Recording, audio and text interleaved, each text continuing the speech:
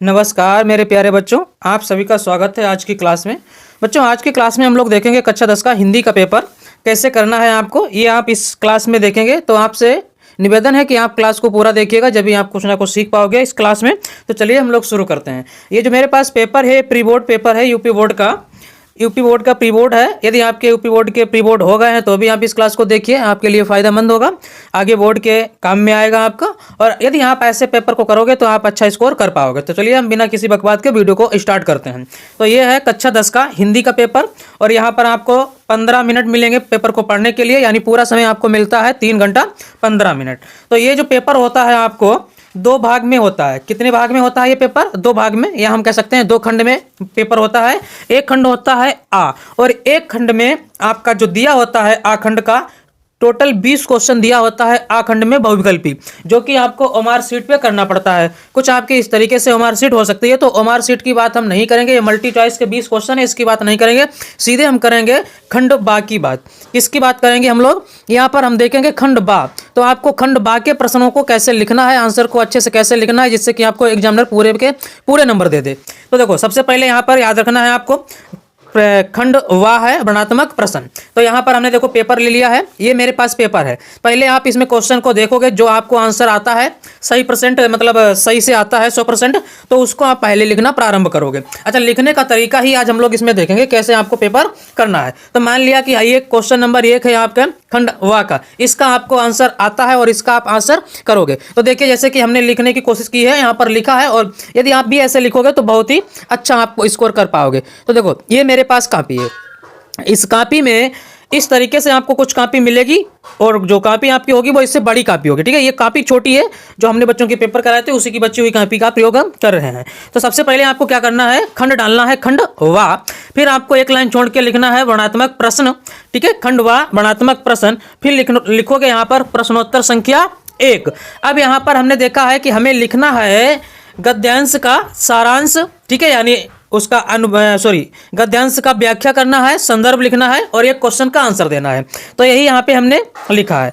तो यहाँ देखो, सबसे पहले आप करोगे, जब आपको व्याख्या वाला क्वेश्चन मिलेगा पैराग्राफ, सबसे पहले संकेत डालोगे। संकेत में सबसे शुरू के 2-3 अक्षर, जैसे यहाँ पे देखो, हम लोग कच्ची मिट्टी के समान है, तो हमने हम लोग कच्ची मिट्टी लिख लिया, और लास्ट के कोई सहारा रहता है, कोई सहारा रहता है। इस तरीके से आप अच्छे से संकेत लिखोगे। क्या लिखोगे? संकेत लिखोगे मेरे प्यारे बच्चे। फिर इसके बाद में आपको क्या करना है, हेडिंग डालना है संदर्भ। संदर्भ हेडिंग डालोगे, इस तरीके से आप लिखोगे प्यारे बच्चे, संदर्भ हेडिंग। तो आपने यहाँ पर देखो हेडिंग डाली है संदर्भ। संदर्भ हेडिंग डालने के बाद में फिर आपको संदर्भ में कैसे लिखना है, देखो, प्रस्तुत गद्यांश हमारी पाठ्य पुस्तक हिंदी के गद्य खंड के मित्रता नामक पाठ से अवतरित है, और इसके लेखक श्री आचार्य रामचंद्र शुक्ल जी हैं। यदि आप देखो ऐसे लिखोगे तो आपको नंबर बढ़िया मिलेगा। और यहाँ पर आप ब्लैक कलम का यूज करोगे पाठ का नाम और लेखक का नाम लिखने के लिए। फिर आप हेडिंग डालोगे, एक लाइन छोड़ने के बाद में रेखांकित अंश की व्याख्या। रेखांकित अंश की व्याख्या आपको मालूम होना चाहिए, जिसके नीचे लाइन है, यानी जिसके नीचे रेखा है, इतना का आपको व्याख्या करना है। और यदि आपको व्याख्या नहीं भी आता है तो भी आप इसी को कुछ शब्द लेके और अपने पास से कुछ शब्द जोड़कर थोड़े से बस लिख दो। व्याख्या का मतलब है उसको समझाओ, बढ़िया करके पैराग्राफ जो है उसको समझाओ। तो यहाँ पर हमने लिखा है, आपको हमेशा व्याख्या शुरू करना है इस तरीके से, महान लेखक श्री आचार्य रामचंद्र शुक्ल जी का कहना है कि जब हम लोग घर से बाहर निकलकर, इसी तरीके से आपको पूरी व्याख्या सही से कर देना है, क्योंकि हम यहाँ पर पूरी व्याख्या करे हैं, और इसी प्रकार आपको भी व्याख्या करना है। तो देखो, फिर उसके बाद में एक प्रश्न का उत्तर आपको देना है। जैसे कि प्रश्न यहाँ पे है, देखो आपका, किन लोगों की संगति हमारे लिए बुरा है या बुरी है। तो आपको मालूम होना चाहिए ऐसे लोगों जिनकी हर बात हमें बिना विरोध के माननी पड़ती है, हमें उनकी बात से मतलब सहमत नहीं होना है, या उन लोगों की संगति नहीं करना है जो अपनी बात ही मनवाते रहते हैं और हर समय अपनी बात को अटल रखते हैं। ऐसे लोगों की हमें संगति नहीं करना है। फिर इसी तरीके से आपको प्रश्न नंबर 2 पे जाना है। प्रश्न नंबर 2 पे जाना है। वो प्रश्न नंबर 2 पे क्या होता है, इसमें होता है पद का व्याख्या करना पड़ता है। आपको क्या करना पड़ता है प्यारे बच्चे, पद का। देखो, पद यहाँ पे है, निम्नलिखित पद्यांश पर आधारित दिए गए प्रश्नों के उत्तर दीजिए, जिसका आपको आता है। इसमें अथवा, देखो हर क्वेश्चन में आपको अथवा मिलेगा, लेकिन एक ही करना पड़ेगा आपको। यहाँ पे लिखा है उदो मोय ब्रज विसरत नहीं, चाहे आप ये करो प्यारे बच्चे, चाहे आप ये करो निर्वे स्वागत करो मृत्यु का, एक ही आपको यहाँ पर व्याख्या करना पड़ेगा। तो यहाँ पर हम लोग करते हैं प्रश्न नंबर 2 का। तो प्रश्न नंबर 2 को हम लोग शुरू करते हैं। तो यहाँ पर आपको देखो, लिखना पड़ेगा। ये प्रश्न नंबर 2 रहेगा आपका। ये प्रश्न नंबर 2 आप सबसे पहले डालोगे बढ़िया करके हेडिंग। ये है आपका प्रश्न नंबर 2। कॉपी को सही से रख लेते हैं हम। देखो प्रश्न नंबर 2 आप ऐसे डालोगे मेरी तरह और पूरा नंबर पाओगे आप अपने पेपर में। तो यहाँ लिखा है हम लोगों ने, देखो क्या लिखा है, प्रश्नोत्तर संख्या 2। अब संकेत लिखोगे। संकेत में हमने अभी बताया आपको शुरू के 2-3 शब्द और लास्ट के 2-3 शब्द, वही देखो संकेत में लिखना है। संकेत आपको जरूर लिखना है प्यारे बच्चों। फिर लिखना है आपको संदर्भ हेडिंग। क्या डालना है? संदर्भ। संदर्भ लिखना है प्रस्तुत पद्यांश हमारी पाठ्य पुस्तक हिंदी के काव्य खंड के पद नामक शीर्षक से अवतरित है और इनके कवि है श्री सूरदास जी। आपको यहाँ मतलब किसी का भी व्याख्या करना है पैराग्राफ में, तो उसमें पाठ का नाम और लेखक या कवि का नाम आपको ब्लैक पेन से लिखना है। इससे क्या होगा, एग्जामिनर अच्छी तरीके से पहले ही निगाह में देख लेगा सही से लिखा है पाठ का नाम लेखक का नाम, तो आपको तुरंत पूरे के नंबर पूरे दे देगा। इसलिए आपको ऐसा करना है। फिर आपको हेडिंग डालना है रेखांकित अंश की व्याख्या। अब इसमें जिसके नीचे रेखा है उसी की आपको व्याख्या करना है। तो देखो क्या है, गोपी ग्वाल बाल संग खेलत, इसका मतलब आपको लिखना है। जैसे भी लिख पाओगे, लेकिन शुरू में आपको वही वाक्य याद रखना है। रेखांकित अंश की व्याख्या के बाद में महान, क्या है बेटा, महान कवि सूरदास जी कहते हैं कि ब्रज की गोपियों और ग्वाल वालों के साथ खेलते हुए मेरे दिन हंसते हुए बीता करते थे। वही बात जो है बहुत ही अच्छी प्रकार से इन्हें लगी है, या उसी के बारे में ये कहते हैं। तो देखो क्या कहते हैं सूरदास जी, ये सब बातें मुझे बहुत याद आती हैं। जो खेलते थे कृष्ण, उन्हीं की बात हो रही है।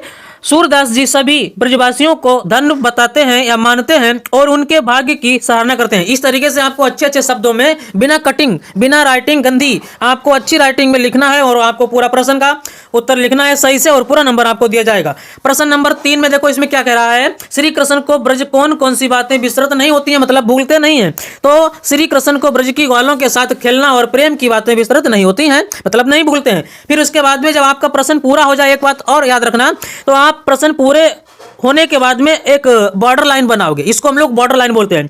ये ब्लैक पेन से बॉर्डर लाइन आपको बनाना है, और सिंगल ही लाइन आपको बनाना है हमेशा, डबल लाइन नहीं बनाओगे। भाई उससे बच्चे डबल लाइन बनाते हैं, वो डबल नहीं करना है, आपको टाइम भी वेस्ट होगा और उससे कोई फायदा नहीं होगा। आप यहाँ प्रश्न के नीचे भी डालोगे सिंगल लाइन, बॉर्डर लाइन बनाना आपको, और ये खड़ी लाइन भी आपको बनाना है सिंगल। और यहाँ पर थोड़ी सी आप प्रश्न संख्या में या कोई भी हेडिंग में आप क्या थोड़ी सी डिजाइन बना सकते हो, जिससे कि एग्जामिनर खुश हो जाएगा। फिर देखो प्रश्न नंबर हम लोग 3 देखते हैं। प्रश्न नंबर 3 को देखते हैं, बहुत ही बढ़िया प्रश्न नंबर 3 है। इसमें आपको क्या करना है, संस्कृत गद्यांश का अनुवाद करना है और संदर्भ करना है। तो इसमें कोई भी आप अनुवाद या संदर्भ कर सकते हैं। जैसे कि यहाँ पे है, बहुत अच्छा क्वेश्चन है ये, इम नगरी विविधर्मणा, तो इसी का हम लोग संदर्भ और अनुवाद करेंगे। तो देखो प्रश्न संख्या आपको लिखना है फिर से अच्छे से, प्रश्नोत्तर संख्या 3। सबसे पहले संकेत लिखोगे। संकेत में शुरू के 2-3 शब्द और लास्ट के 2-3 शब्द, वही चीज यहाँ पे देखो लिख दिया है। फिर आपको लिखना है बेटा संदर्भ। क्या लिखना है? संदर्भ। संदर्भ में देखो लिखा है प्रस्तुत संस्कृत गद्यांश, इसमें संस्कृत जरूर जोड़ देना है आपको। प्रस्तुत संस्कृत गद्यांश हमारी पाठ्य पुस्तक हिंदी के संस्कृत खंड के वाराणसी नामक पाठ से अवतरित है। बस आपको इतना लिखना है और इसी का आपको 2 नंबर दिया जाएगा बेटा। फिर उसके बाद में आप क्या करोगे, इसका अनुवाद करोगे। इसका अनुवाद करना है। देखो जब आपको अनुवाद ना आए तो क्या करना है, इसकी जो भी हलंत या बिंदियां होती हैं वो हटा देना।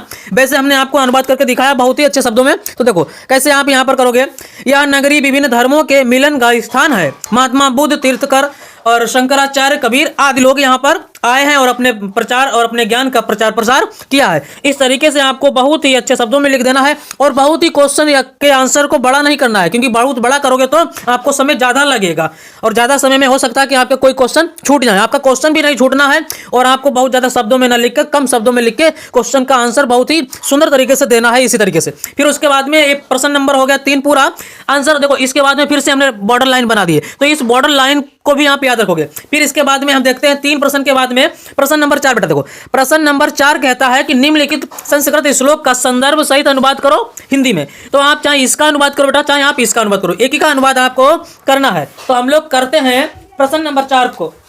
तो देखो प्रश्न नंबर 4 क्या है हमारा, देखिए सबसे बढ़िया प्रश्न है। आप चाहें तो आप सबसे अच्छा अगर करोगे तो आप इसका कर सकते हो, सर्वे भवन्तु सुखान सर्वे सन्ति निरामया, ये सबको मालूम होता है सारे बच्चों को। तो ये हमने लिखा है प्रश्नोत्तर संख्या 4 और संकेत लिखो वही ऊपर का 2 शब्द और नीचे का 2 शब्द। फिर उसके बाद में आपको डालना है संदर्भ। क्या डालना बेटा? हेडिंग संदर्भ डालना है। फिर संदर्भ में देखो लिखो प्रस्तुत संस्कृत श्लोक हमारी पाठ्य पुस्तक हिंदी के संस्कृत खंड के भारतीय संस्कृत नामक पाठ से अवतरित है। इस तरीके से आपको लिख देना है।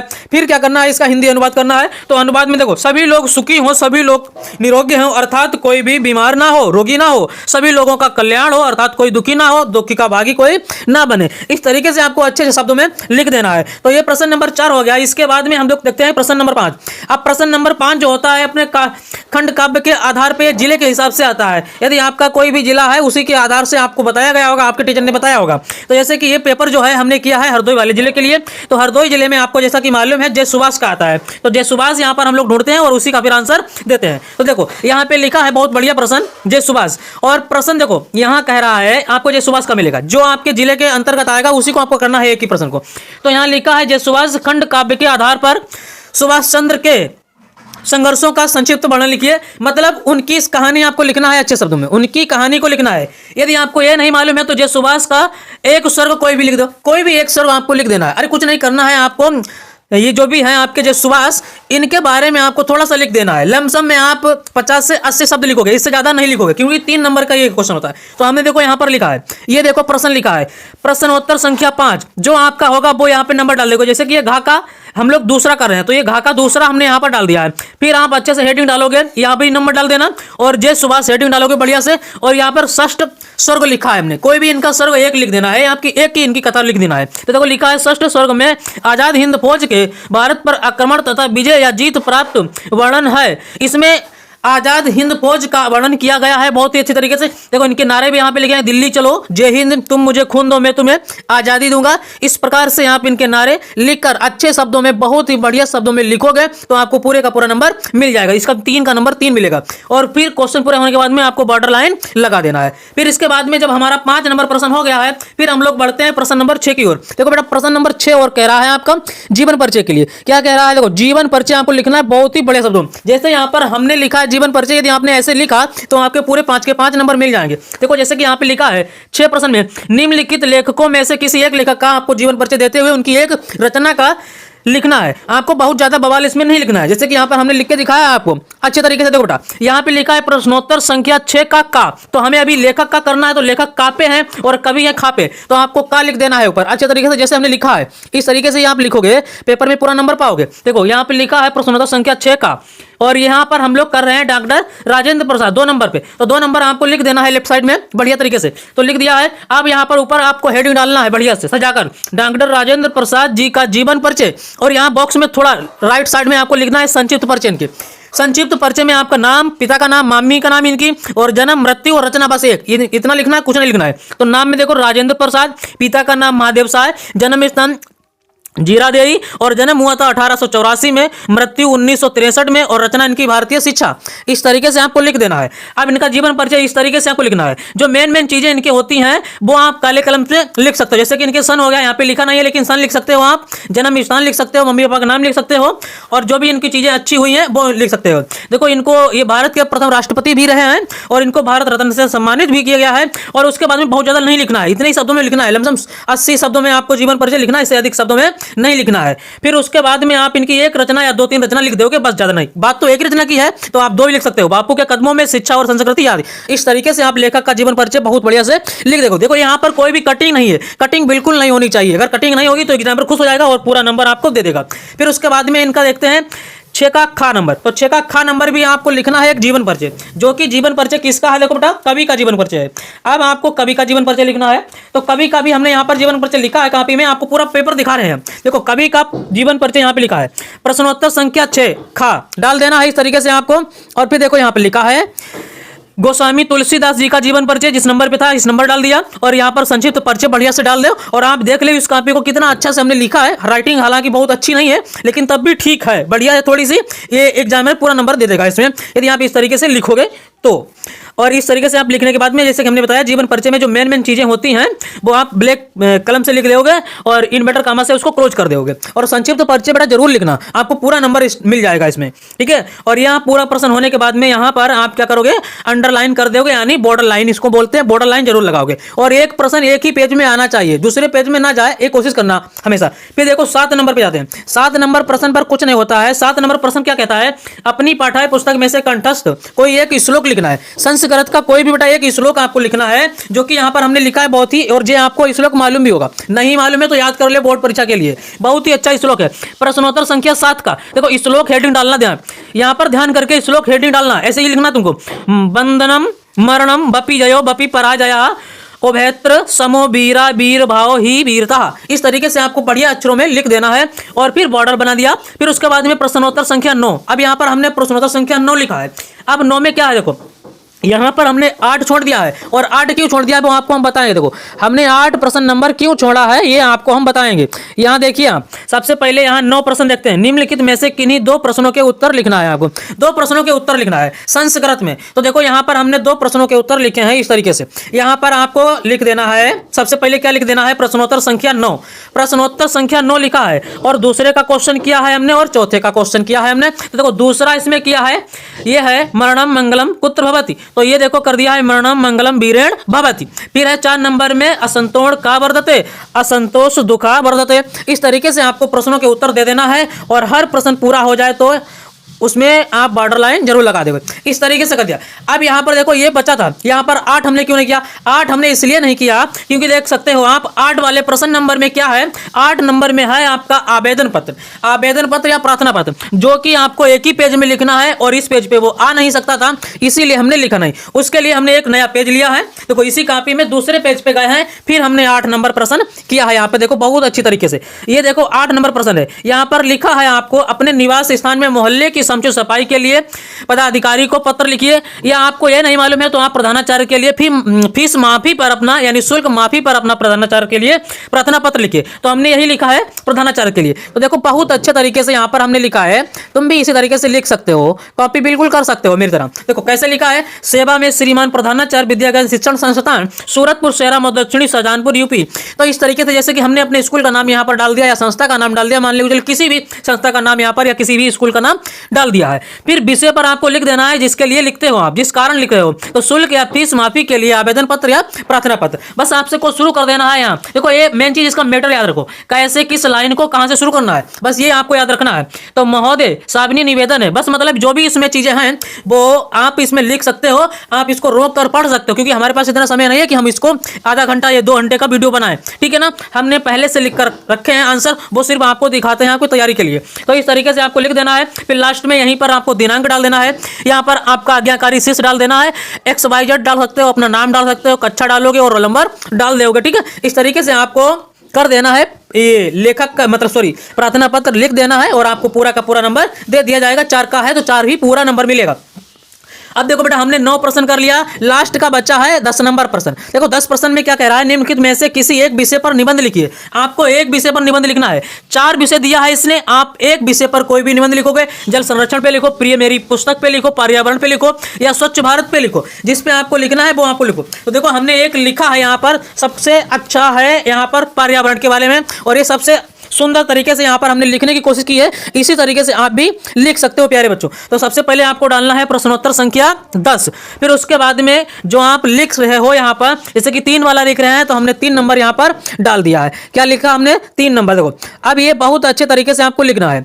यहाँ पर हेडिंग लिखना है, और डिजाइन दे देना है, और फिर आपको रूपरेखा लिखना है। रूपरेखा को आपको बेटा बॉक्स में बंद कर देना है। कैसे बंद कर देना है, बिल्कुल बॉक्स में बंद कर दोगे। रूपरेखा में जितनी हेडिंग आप मानते हो, कम से कम 4 या 5 हेडिंग में आपको ये लिखना पड़ेगा बेटा। 4-5 हेडिंग में से कम नहीं लिखना है। यदि बाई चांस आपको हेडिंग याद नहीं है तो फिर आप बिल्कुल इसी तरीके से लिखते चले जाओगे, बिना हेडिंग, विदाउट हेडिंग वगैरह में लिखोगे, कोई दिक्कत नहीं आने वाली है, तुमको तभी नंबर मिल जाएगा पूरा। तो सबसे पहले यहाँ पर इस तरीके से लिखना है। फिर प्रस्तावना लिखना है। प्रस्तावना में इसके बारे में थोड़ा सा लिख देना है आपको, 4-5 लाइनें। हैं, ठीक है। फिर लिखना है दूसरा हेडिंग जो डाला था बारीकी से, वही प्रदूषण का अर्थ, तो आपको प्रदूषण का अर्थ लिख देना है, जो भी आप प्रदूषण के बारे में जानते हो, फिर प्रदूषण का अर्थ लिख दोगे। फिर इसके बाद में तीसरी हेडिंग है प्रदूषण के प्रकार, तो प्रदूषण के प्रकार आपको लिख देना है अच्छी तरीके से बेटा। प्रदूषण के प्रकार देखो यहाँ पर कितने अच्छे से हमने लिखा है, आप भी इसको कॉपी कर सकते हो, बिल्कुल कोई दिक्कत नहीं आने वाली है आपको। देखो यहाँ पे है प्रदूषण के प्रकार, तो प्रदूषण के प्रकार निम्न होते हैं। वायु प्रदूषण, वायु प्रदूषण के बारे में लिख दो, आपको मालूम है जो हवा वगैरह चलती है उसमें धुआं धूल वगैरह होता है। जल प्रदूषण, आपको मालूम है पानी के अंदर जो भी कंपनियां वगैरह गंदा पानी डाल देती हैं या छोड़ देती हैं। फिर है ध्वनि प्रदूषण, ध्वनि प्रदूषण के बारे में लिख देना, सबके बारे में थोड़ा थोड़ा लिख देना है आपको, 4-5 लाइनें बस। और ये उसके बाद में आपको चौथी हेडिंग जो है यहाँ पर देखो कौन सी हेडिंग है बेटा, प्रदूषण की समस्या। अब यहाँ पर प्रदूषण की समस्या का आपको सही से लिख देना है। तो प्रदूषण की समस्या में यहाँ पर कुछ लिखा है, जैसे कि हमारे भारत देश प्रदूषण की समस्या एक बहुत बड़ी है, मतलब हमारे भारत देश में प्रदूषण की समस्या बहुत ही अधिक है। फिर उसके बाद में इसको रोकने का समाधान बताओ, यानी समस्या का समाधान। तो समस्या के समाधान में आप यहां पर लिख सकते हो, देखो इसको पढ़ सकते हो, बहुत अच्छा लगेगा। तो ये पूरा पेपर हमने करा दिया है। यदि आप इस तरीके से पेपर करते हो तो आपको पूरा नंबर दिया जाएगा बेटा, कोई भी एक नंबर आपका नहीं कटेगा। आई होप आपको वीडियो पसंद आया होगा। फिर से एक बार हम देखो कॉपी आपको दिखा रहे हैं, इस तरीके से आपको लिखना है अच्छे अच्छे शब्दों में, अच्छे अच्छे शब्दों में बिल्कुल लिखोगे, ठीक है ना, अच्छे अच्छे शब्दों में। ये आपके सामने कॉपी थी कक्षा 10 की, और ये इसी तरीके से आप कक्षा 12 में हो तो भी इसी तरीके से आप लिखने की कोशिश करोगे। देखो यहाँ पर आपने नोटिस किया होगा कि हमारी पूरी कॉपी में आपको कहीं भी एक अक्षर की कटिंग नहीं मिली है। तो हम अपने क्लास ऑफलाइन में भी यही बच्चों को सिखाते हैं कि कॉपी में बिल्कुल भी कटिंग नहीं होनी चाहिए। बाई चांस कहीं 1-2% आपका शब्द गलत भी लिख जाए तो भी आप कटिंग नहीं करोगे, उसको वैसा ही लिखे रहने दोगे। क्योंकि कटिंग से क्या होता है, कटिंग दूर से मालूम होती है एग्जामिनर को, और जब एग्जामिनर देखता है कि इसकी कटिंग है तो उसको गुस्सा आ जाता है, फिर नंबर कटना शुरू हो जाता है तुम्हारा। जब एक नंबर कटेगा फिर और नंबर कटेगा, इसलिए बच्चों के नंबर कम हो जाते हैं। बच्चे कहते हैं बहुत लिखा था हमने लेकिन नंबर कट गए। इसीलिए आपको बिल्कुल कटिंग नहीं करना है, बिल्कुल साफ साफ अक्षरों में लिखना है, जैसे भी आपकी राइटिंग हो कोई बात नहीं। और जो भी हेडिंग रहेगा उसके नीचे अंडरलाइन अवश्य करोगे, और हेडिंग के पास में जो भी आप डिजाइन देना चाहते हो वो डिजाइन दे सकते हो, लेकिन बहुत ज्यादा झंझट नहीं करना है। तो चलिए दोस्तों, मिलेंगे आपको नेक्स्ट क्लास में। जब तक खुश रहिए, खुश से बांटते रहिए, और अपने मम्मी पापा के साथ रहिए, और अपनी परीक्षा की तैयारी खूब धूमधाम से करते रहिए। जय हिंद, वंदे मातरम।